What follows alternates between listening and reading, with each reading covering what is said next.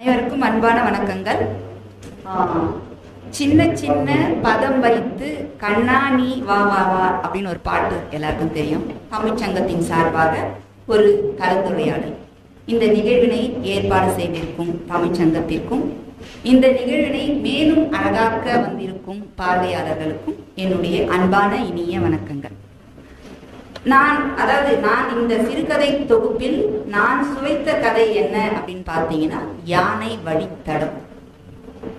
இந்த யானை வழித்தடம்னா நான் என்ன யோசிச்சேன்னா, யானைக்குன்னு ஒரு வழித்தடம் இருக்காது. பாதைசாரிகளுக்கு, கார்களுக்கு, பஸ்களுக்குன்னு தனித்தனி இருக்கு. யானைக்குன்னு ஒரு வழித்தடம் இருக்கோ அப்படின்ற ஒரு சிந்தனையோட இந்த கதையை நான் படித்தேன். எனக்கு படித்த உடனே என்ன தோணுச்சுன்னா, ஒரு 2 முறை படித்தேன். அதோட பயன்படுத்தி அந்த தமிழ் வார்த்தைகளின் செறிவு கொஞ்சம் புரிந்து கொள்ள சிரமமாக இருந்தது. அவ்வளவு சிறப்பான தமிழ் வார்த்தைகளை அவர் உபயோகப்படுத்தியிருக்கிறார். பாராட்டுக்கள் ஐயா உங்களுக்கு.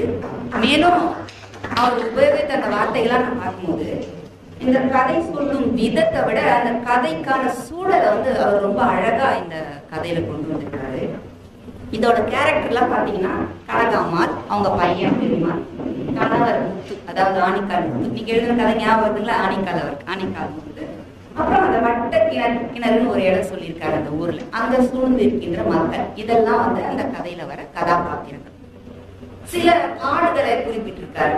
நவாக்காடு, தேக்கங்காடு, முத்துனா காடு, மலங்காடு, வேளாங்காடு. இது அத்தனை நான் அவர்கிட்ட கேட்டப்போ அவர் இருந்த ஊர்ல இதை மாதிரி நம்ம சிந்தாதிரிப்பேட்டு, சேத்பட்டு, அது மாதிரி சில ஊர்களை குறிப்பிடும். அது மாதிரி இது காடுகளை அவங்க ஒரு ஊர் மாதிரி சொல்லுவாங்க அப்படின்னு யோசிச்சேன். அழகான மற்றும் செறிவான தமிழ் இவருடைய கதையில பயன்படுத்தப்பட்டிருக்கிறது. நான் படிச்சுட்டே இருக்கும்போது எனக்கு என்ன புரிஞ்சுதுன்னா, கதையில அவர் உபயோகித்த அந்த வார்த்தைகள் குறுக்கும் மறுக்குமாக பறக்கும் வௌவால். வௌவால் சொல்லியிருக்கலாம். அதை சிறப்பிக்கும் பொருட்டு குறுக்கும் மறுக்குமாக பறக்கும் வௌவால், ஆவேசமாக செல்லும் வேட்டை நாய், தன் இருப்பிடத்திற்கு பாம்பை அழைக்கும் தவளை, குஞ்சுகளோடு குப்பை கிடங்கிலிருந்து கூட்டுக்கு திரும்பிக் கொண்டிருக்கும் கோழி, வாகை மரத்தில் அடையும் காகங்கள், தொழுவத்தை அடையும் நீர் அருந்தும் மாடுகள், தேக்கு மர சருகுகளில் பயத்தில் ஓடும் கீரிப்பிள்ளை, சத்தம் போட்டுக்கொண்டு பறக்கும் பறவைகள், வெளிர் பச்சை நிற மின்மினி பூச்சிகள் அப்படின்னு ஒரு அழகான ஒரு ஓமானத்தோட இந்த பூச்சிகள், தவளை, கோழி, இந்த கதாபாத்திரங்களை இந்த கதைக்குள்ள கொண்டு வந்துக்கூடியது கூடுதல் சிறப்பு. இன்னும் கொஞ்சம் இதெல்லாம் உயிரினை பொருள்னா, அக்ரிணை பொருள் பார்த்தீங்கன்னா, சலசலவென்று ஓடும் தண்ணி போச்சியா, அது நாம உபயோகிக்கிற அந்த வார்த்தைகள். சலசலவென்று தெளிந்த நீரோடை போன்ற தண்ணீர், அலையே இல்லாத கிணற்றில் நீந்தும் நிலவு. இது அவருடைய அழகான ஒரு கற்பனையை நம் கண்முன்னே விரித்து காட்டுகிறது. ஐயா உங்களுக்கு பாராட்டுகள்.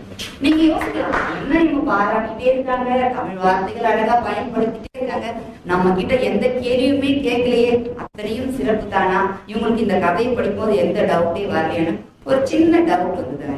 என்னன்னு கேட்டீங்கன்னா, ஈத்தல் களி வெட்டையில அப்படின்னு சொல்லி ஒரு வார்த்தையை யானைகள் சாப்பிட்டு போச்சுங்க. அது என்னங்க ஐயா ஈத்தல் களி? நான் எழுதுனதுக்குள்ள ரசிச்சு நான்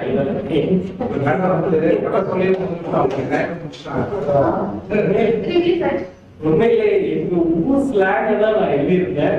அதை நீங்க ஒரு கவிதையா கொண்டு வந்தது உண்மையிலே ரொம்ப நன்றி மேடம். அந்த ஈத்தல் களி அப்படிங்கிறது மூங்கில் மரத்துக்கு அது ஒரு மரம். அதை மேக்சிமம் 1 இன்ச் சைஸ்ல தான் இருக்கும். நீங்க சேத்பட்டு சொன்னீங்க இல்லையா, சேத்பட்டு ஹேரிங்ல சைட்ல பாத்தீங்கன்னா கூட அதெல்லாம் தெரிவிட்டு இருப்பாங்க.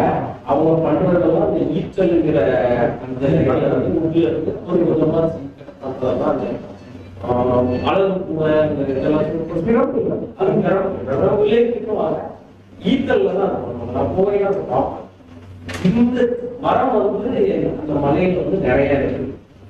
யானை அதோட புழுத்தை விரும்பி சாப்பிடும். இதை இந்த ஈத்தலை வெட்ட போறவங்க யானையால அடிப்பட்டு 2 வருஷம் இருக்காங்க.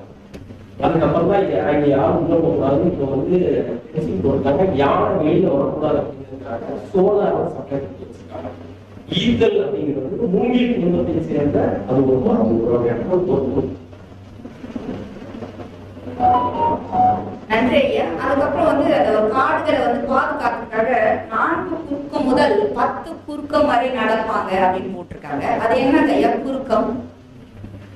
சென்னையில பொதுவா ஒரு இடத்த வந்து மெஷர்மெண்ட் பாத்தீங்கன்னா ஸ்கொயர் மீட்டர் சென்ட் அப்படிதான் நம்ம சொல்லுவோம்.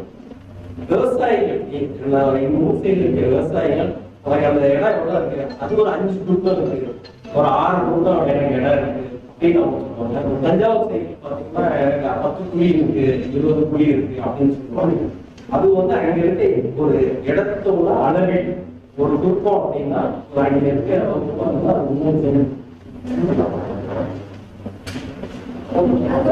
ஒரு வார்த்தை பயன்படுத்தி அந்த இடத்துல கடந்து சென்றது பண்ணியா, அதாவது பன்றியா, அது வந்து அவர் அப்படியே கொதோக்கியலாவே பண்ணியான்னு சொல்லிட்டு பண்ணியா இல்லை மிலானா தெரியலையே, மிலானா திரும்ப படிச்சினார். காத்தடம் இருக்கு, புழுக்கை இருக்கு அப்படின்னு போட்டிருக்காரு. அப்படின்னா அது ஒரு உயிரினம் தெரியுது. அது என்னங்க ஐயா மிலா அப்படிங்கிற உயிரினம்? ஊர்ல வந்து சுத்த தமிழ்ல பன்றி அப்படின்லாம் சொல்ல மாட்டாங்க, பன்னி மாதிரி போறாங்க அப்படின்னு சொல்லுவோம். அதை அப்படியே அந்த ஸ்லாங்கில மிலா அப்படிங்கிறது வந்து மான் குடும்பத்தை சேர்ந்த ஒரு வகை இருக்கும். அது வந்து கண்ணுக்குட்டி மாதிரி இருக்கும். அது வந்து நைட்டு மட்டும்தான் மலையில இருந்து கீழே இறங்கி மலை ஓரத்துல எங்கெல்லாம் பயிர்கள் இருக்கோ அதை வந்து சாப்பிடும். அது வந்து ஒரு அரிய வகை விலங்கினமா இப்போ வந்து அங்க பாதுகாக்கும். அந்த ஏரியாவில் அது நிறைய பேர் மிலானா மான் குடும்பத்தை சேர்ந்த ஒரு வகை இருக்கு.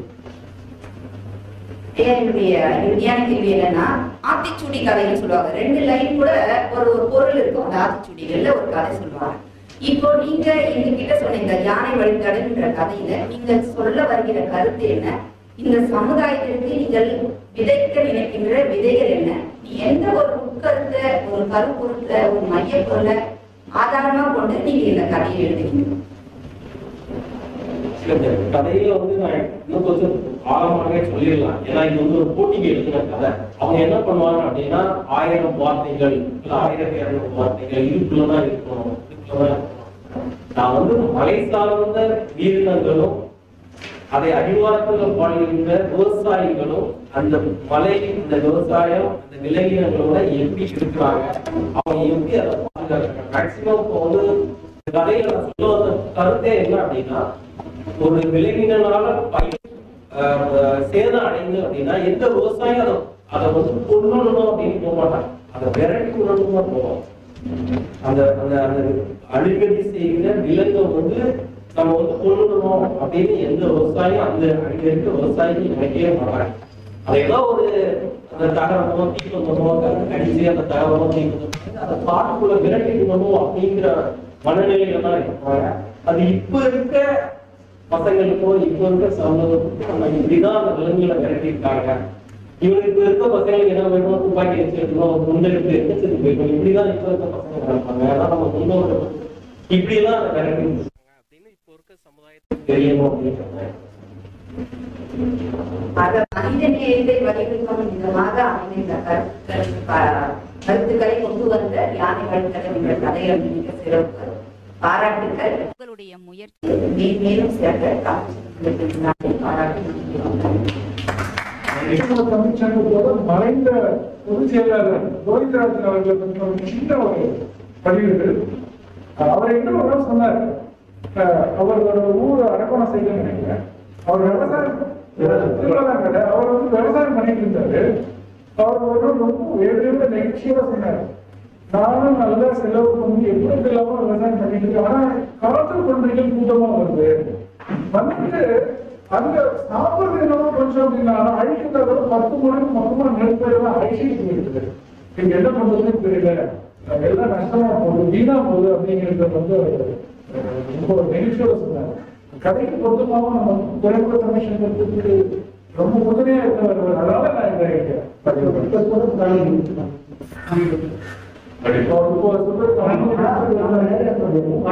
சொல்லி அவங்க பண்ணி